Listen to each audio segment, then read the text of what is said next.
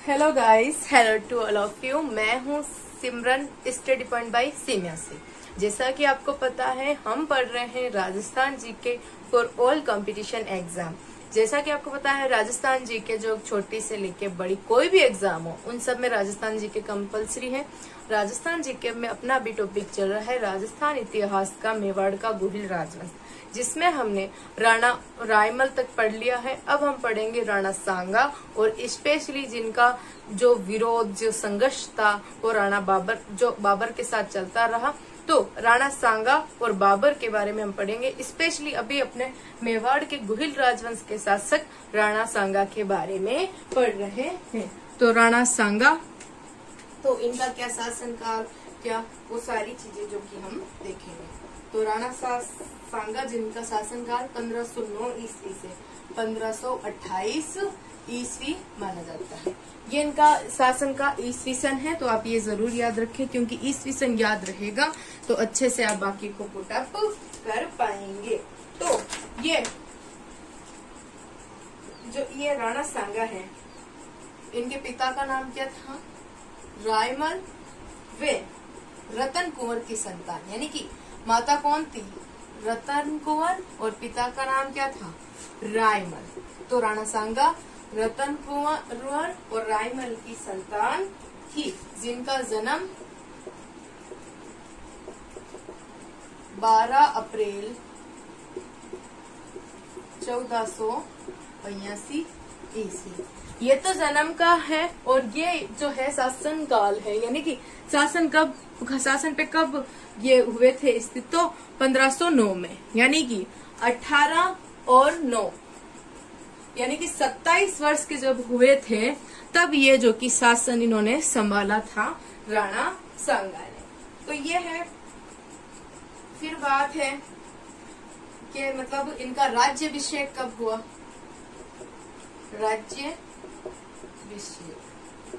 इनका राज्याभिषेक 24 मई 1509 ईस्वी, ये इनका राज्याभिषेक की डेट है।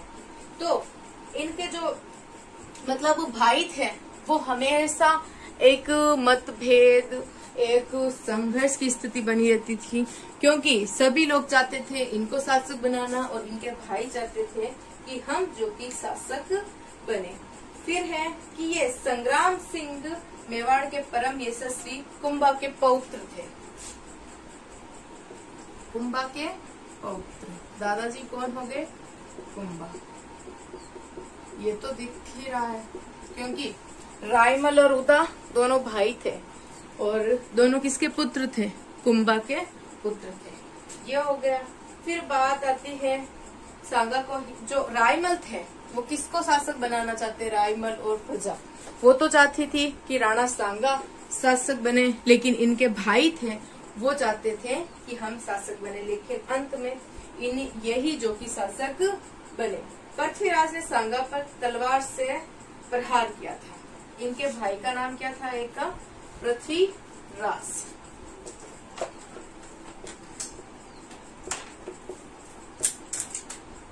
पृथ्वीराज ने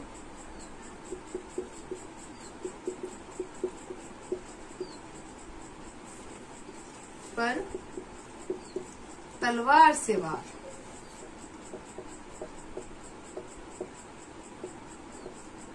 लेकिन चाचा सारंग देव ने जान बचाई। यानी कि इनका जो भाई था, वो इनको मारने तक की सोच ली, यानी कि इनको खत्म करने की, कि हम शासक बनेंगे, बीच में आप कैसे बन सकते हैं। तो इनमें जो इनके जो मतलब राज्याभिषेक हुआ, वो बहुत ही संकटग्रस्त स्थिति में हुआ था। तो पृथ्वीराज ने सांगा पर तलवार से वार किया था कि ये मर जाए तो हमारे हाथ में शासन आ जाए। तो लेकिन चाचा थे इनके सारंगदेव, जिन्होंने इनकी जान बचाई। तो सबसे पहली बात है कि जब तक इनका राज्याभिषेक हुआ, सांगा का राज्याभिषेक पूर्व सांगा अजमेर के करमचंद पवार के पास रहे। किसके पास? अजमेर के करमचंद पवार के पास रहे। और फिर बात आती है कि सांगा के कौन कौन से भाई थे। तो इनके दो भाई थे, एक तो थे जगमाल और दूसरे थे पृथ्वीराज। ये दो भाई थे और दोनों को ही इनसे ईर्ष्या थी, क्योंकि ये शासक बन गए। वो चाहते थे कि हम शासक बने, लेकिन ये बन गए, तो दोनों को ही इनसे जो की दिक्कत थी। अब आप बताते हैं कि राज्याभिषेक के समय मेवाड़ की क्या स्थिति थी, क्योंकि शत्रु लोग किस प्रकार रहते हैं वो आपको पता ही है। तो वो मैं आपको एक मैपिंग के द्वारा बता देती हूँ।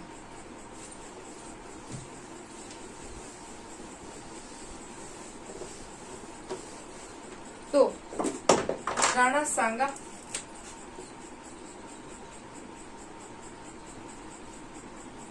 तो पूर्व में तो इब्राहिम लोदी, ये हो गए पूर्वी दिशा से, और पश्चिम दिशा में मुजफ्फर शाह,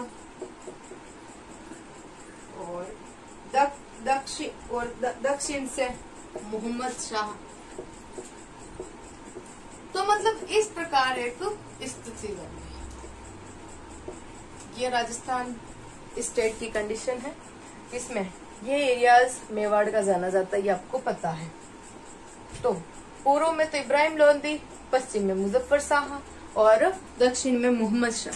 ये जो कि सांगा के एक कट्टर विरोधी, कट्टर दुश्मन बन गए थे।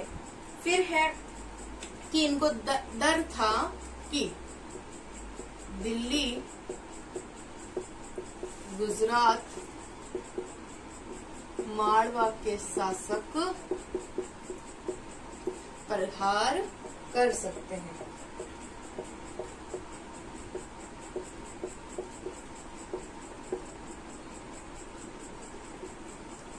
यह है, और ये एक कंडीशन हो गई कि किस किस की तरफ से क्या डर था इनको कि कौन कर सकता है हम। फिर बात आती है इनके समकालीन शत्रु शासक, यानी कि जब इनका काल था ना, तो कौन कौन से शासक थे जो इनके समकालीन शत्रु थे। तो सबसे पहली बात आती है लोदी वंश के सिकंदर लोदी, दिल्ली के लोदी शासक सिकंदर लोदी। पहले कौन हो गए? दिल्ली के लोदी वंश के शासक सिकंदर लोदी हो गए। फिर गुजरात के महमूद शाह बेगड़ा, फिर गुजरात के महमूद शाह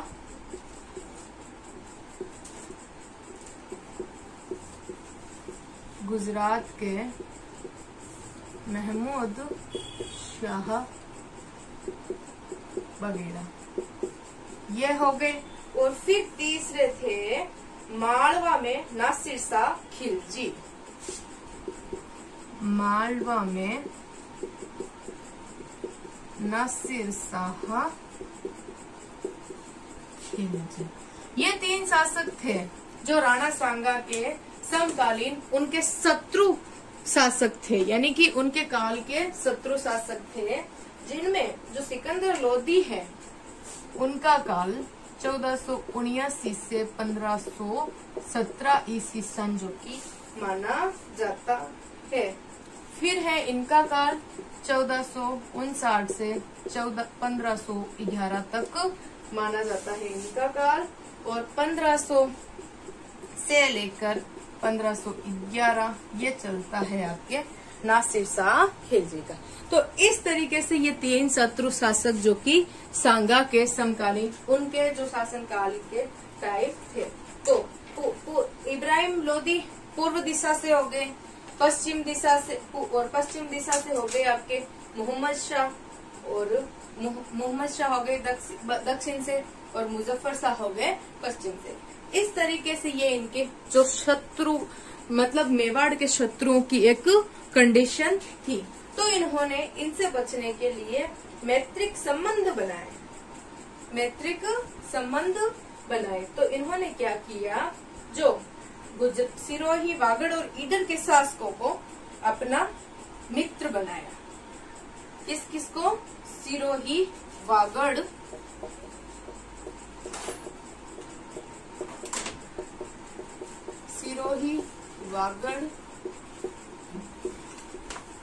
और ईडर के शासकों को मित्र बनाया। तो इस तरीके से 3 शासक हुए, सिकंदर लोदी, मोहम्मद शाह और नासिर शाह खिलजी, ये हो गए। और इनको किस तरफ से? पश्चिम से मुजफ्फर शाह और पूर्व से इब्राहिम लोदी और दक्षिण से मोहम्मद शाह से खतरा था। इसलिए इनको पता था कि दिल्ली, गुजरात और मालवा के शासक कभी भी प्रहार कर सकते हैं। तो सिरोही, वागड़ और ईडर के शासकों को मित्र बनाया। तो जैसे कि इन्होंने पूर्वी सीमा, जो पूर्वी सीमा होती है मतलब अपने राजस्थान की, तो इन्होंने मेवाड़ की पूर्वी सीमा के लिए क्या किया, जो अजमेर के करमचंद पंवार को, अजमेर के करमचंद पंवार जो थे, तो इन्होंने क्या किया, जो अजमेर के करमचंद पंवार थे उनको कुछ ठिकाने दे दिए, उनको कुछ क्षेत्र उपहार में दे दिए कि आप इन शासकों से युद्ध करके हमारे क्षेत्र की रक्षा करें। तो अजमेर के करमचंद पंवार को इन्होंने अजमेर, फुलिया, बगेड़ा और परबतसर और मांडर, ये सारे क्षेत्र किसको दे दिए? अजमेर के करमचंद पंवार को उपहार के तौर में अपने क्षेत्र की, अपने जो क्षेत्र है मेवाड़, उसकी रक्षा के लिए, उसकी एक सुदृढ़ रक्षा सीमा बनाने के लिए। ये तो हो गई, यानी कि पूर्व की साइड से ये निसंकोच हो गए। और रही बात पश्चिम और दक्षिण की, तो पश्चिम इस दक्षिण में इन्होंने जो सिरोही, वागड़ और ईडर के शासकों के साथ, ईडर शासकों के साथ मित्रता की। और रही बात उत्तर और उत्तर पश्चिम की, तो इन्होंने जो राजपूत शासक होते हैं उनसे वैवाहिक संबंध रखे, यानी कि वैवाहिक संबंध बनाए। तो जो सांगा के काल में जो राज्य की स्थिति थी ना, वो मैं आपको बताती हूँ। सांगा कालीन मेवाड़ राज्य की स्थिति, के सांगा के काल में मेवाड़ राज्य की क्या स्थिति थी, तो उत्तर में बीना क्षेत्र और पूर्व में सिंधु नदी, उत्तर में तो कहाँ तक? बीना तक, पूर्व में सिंधु नदी, दक्षिण में मालवा और इस साइड ये अरावली, यानी कि दक्षिण पश्चिम साइड ये अरावली, यानी कि सांगा कालीन मेवाड़ राज्य जो कि उत्तर में बीना, पूर्व में सिंधु नदी, दक्षिण में मालवा और दक्षिण पश्चिम में अरावली तक विस्तृत था। अब हम पढ़ते हैं राणा सांगा और मालवा संघर्ष, यानी कि राणा सांगा के साथ मालवा के शासक के साथ क्या संघर्ष हुआ, कैसे संघर्ष चला, वो हम जो कि नेक्स्ट वीडियो में देखते हैं। आई होप आपको ये समझ आया होगा, आपके लिए हेल्प भी करेगा एग्जाम में और एग्जाम में आपको सपोर्ट करेगा। Thank you so much. जय हिंद, जय भारत। नेक्स्ट वीडियो में हम देखते हैं सांगा कालीन मेवाड़ मालवा संघर्ष। जय हिंद, जय भारत, जय राजस्थान।